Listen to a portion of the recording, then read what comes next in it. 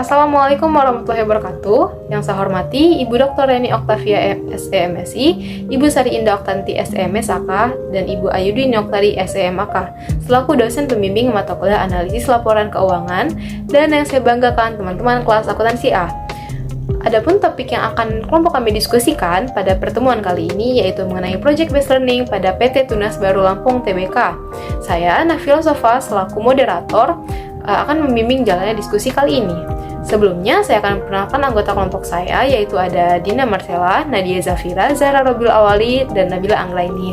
Baiklah, langsung saja kita masuk ke analisis yang pertama. Saya berikan kepada Zahra Robil Awali waktu dan tempat yang pertama adalah analisis rasio.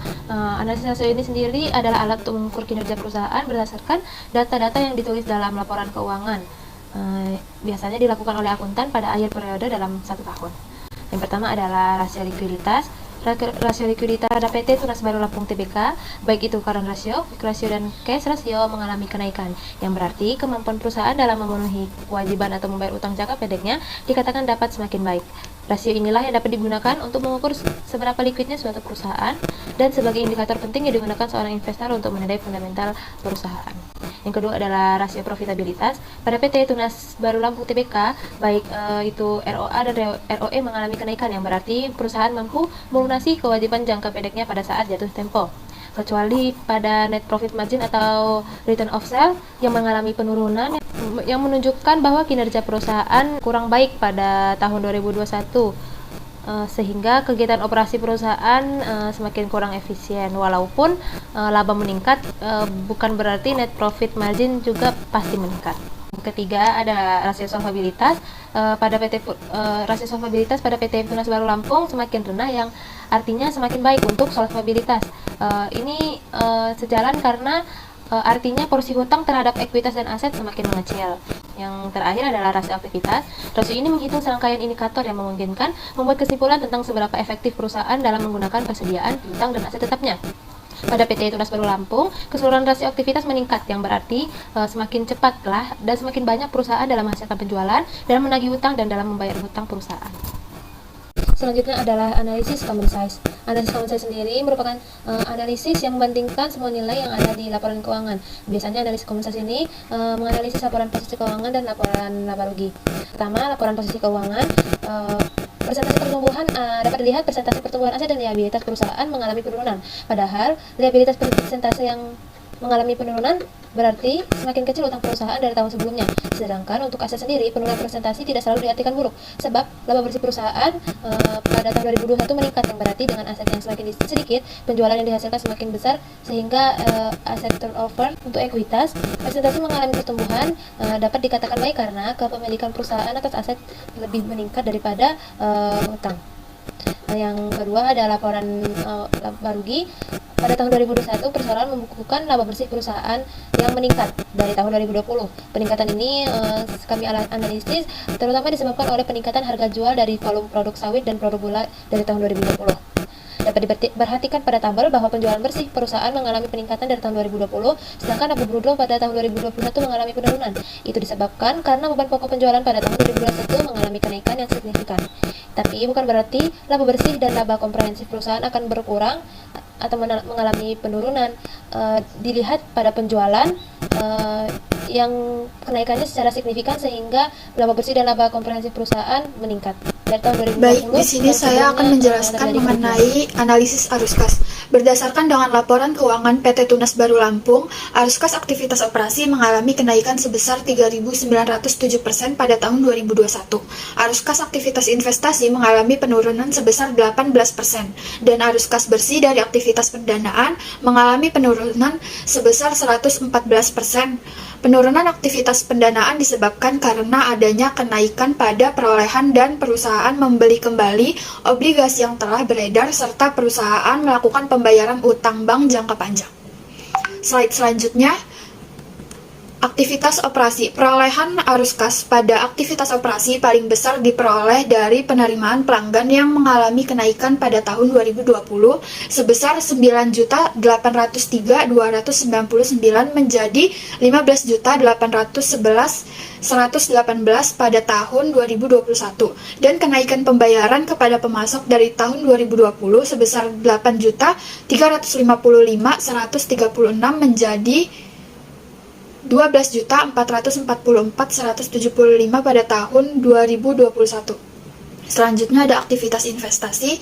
Arus kas dari aktivitas investasi pada tahun 2021 mengalami penurunan karena adanya penurunan perolehan tanaman produktif sebesar 259.935 dari 825.338 pada tahun 2020 dan penurunan bunga. Dan terakhir adalah aktivitas pendanaan. Perolehan arus kas masuk pada aktivitas pendanaan yang ada pada PT Tunas Baru Lampung paling besar diperoleh dari utang bank yang mengalami kenaikan dari tahun 2020 sebesar 1.052.096 menjadi 2.505.868 pada tahun 2021.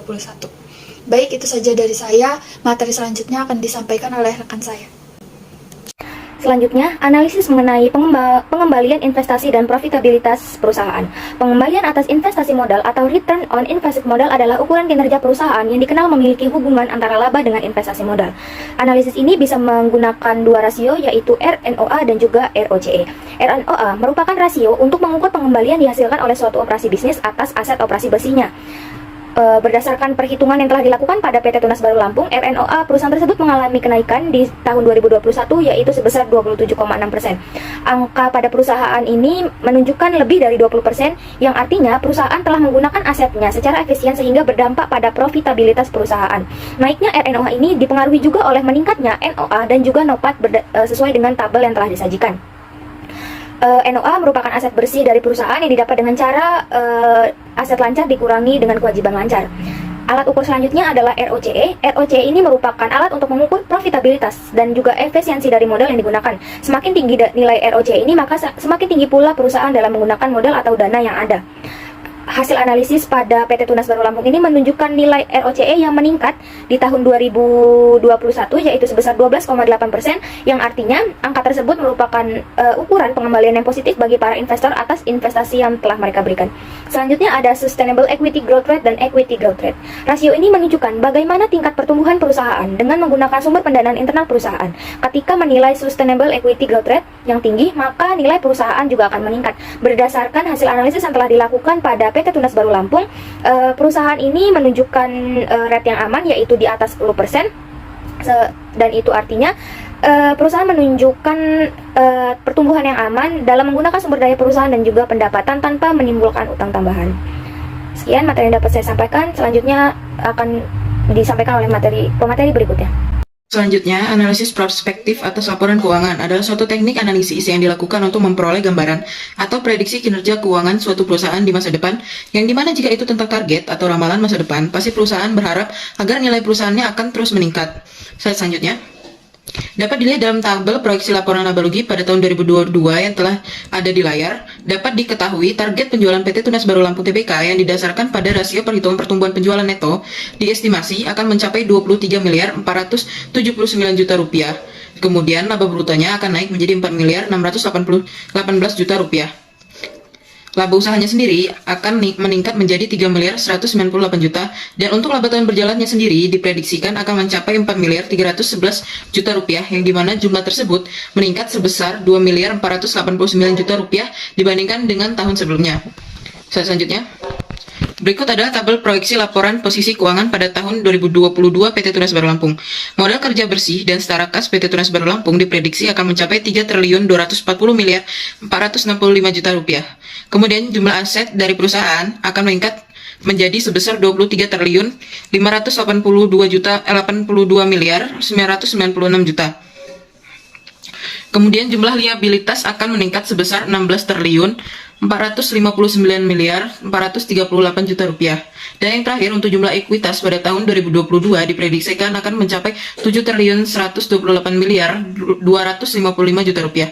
Yang dimana hasil perhitungan tersebut didapatkan dari nilai akun tahun 2021 dikurang nilai tahun 2022 kemudian dibagi dengan tahun 2020. Lalu hasil presentasi yang dikalikan dengan hasil presentasinya dikalikan dengan tahun 2021 dan ditambahkan ke nilai akun tahun 2021 dengan hasil yang didapat dari perkalian tadi.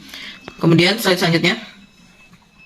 Berikut adalah tabel proyeksi laporan arus kas pada tahun 2022. Kenaikan neto kas dan setara kas pada PT Tunas Baru Lampung Tbk pada tahun 2022 sebesar Rp553.745.000 dan kas setara kas pada awal tahun akan meningkat menjadi Rp573.574.000 sehingga nantinya akan menghasilkan estimasi jumlah kas dan setara kas akhir tahun 2022 sebesar Rp1.129.719.000. Itu saja yang dapat saya sampaikan. Selanjutnya akan disampaikan oleh rekan saya. Baik, berikutnya adalah analisis kredit pada PT Tunas Baru Lampung Tbk.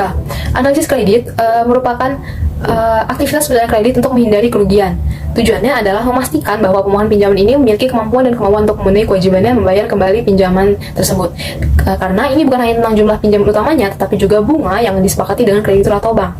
Nah, berikut ini merupakan grafik dari cash to current asset ratio, cash to current liabilities ratio, dan long term debt to equity capital ratio. Seperti yang terlihat di tahun 2021, ini jumlah rasionya mengalami peningkatan daripada di tahun 2020 yang menandakan bahwa kinerja perusahaan itu cukup baik di tahun 2021 dibandingkan di 2020.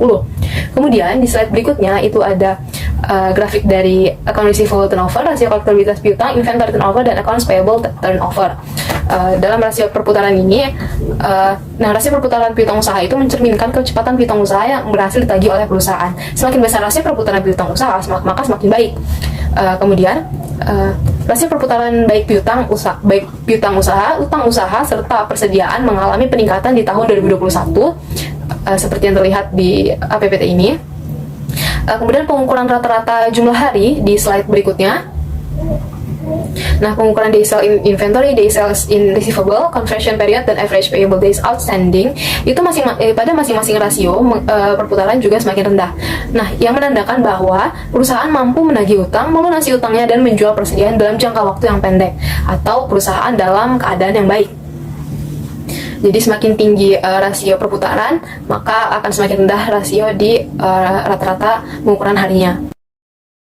Kemudian di slide berikutnya ada bond credit ratings atau peringkat obligasi. Adalah peringkat yang diberikan kepada obligasi atau surat utang berdasarkan kemampuan penerbit untuk melunasi setiap pembayaran yang melekat pada obligasi, seperti pembayaran kupon dan pembayaran pokok utang. Nah, pada prinsipnya semakin rendah rating berarti semakin tinggi risiko gagal bayar, dan berarti semakin besar pula imbal hasil yang diharapkan oleh investor. Begitu sebaliknya, semakin tinggi rating maka semakin rendah pula risiko gagal bayar dari perusahaan tersebut. Nah, sekianlah analisis kredit dari PT Tunas Baru Lampung Tbk.